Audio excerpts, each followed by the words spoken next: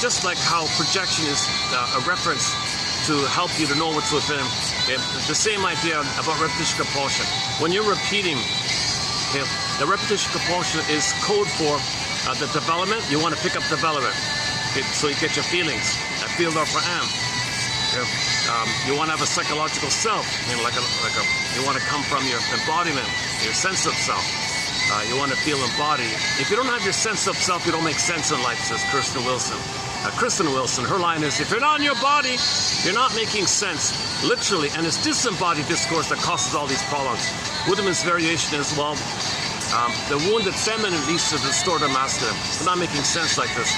Because our doing and our thinking and our behavior and our plans and all that come from the feeling place. Okay, so this is heart living, like heartful living. So your decisions and your talking comes from a soulful kind of, that's natural state. And the survival place is just for special temporary situations like that. You know? But if the feeling self is frozen, you see, and then all the energy goes to the cortex, you're not making sense anymore. In an infantile battle with the mother, transit the mother, everybody. Now you're fighting with everybody, thinking everybody's your mother. And you're rage at the mother, you might be angry, you might be hostile towards people because you're angry at the mother like that. Or you identify with the aggressor others are you and you treat them how your mother treated you. Flip, flop, you flip it, then you play yourself and exert your anger the one you shame. So this is so how do you fool yourself in this area? You don't want to know this kind of thing. It's too painful to know it. So the cortex is then pulled in to create excuses, rationalizations, flim-flammery, duplicity, okay, famously known as rationalization. You're not being reasonable, okay, applying the trauma in the battle in the nurse of the mother, you're not being reasonable like that.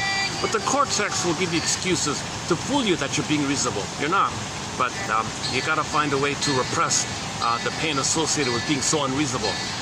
So you create beliefs, and these beliefs numb the pain. And the beliefs give you like camouflage, like a cloak. Okay, so just quickly, the baby cried for love. Mother said no. Okay, anger is an SOS about that. Mother says no again. Anger turns in. Now the baby's got to turn to his own anger to hold himself.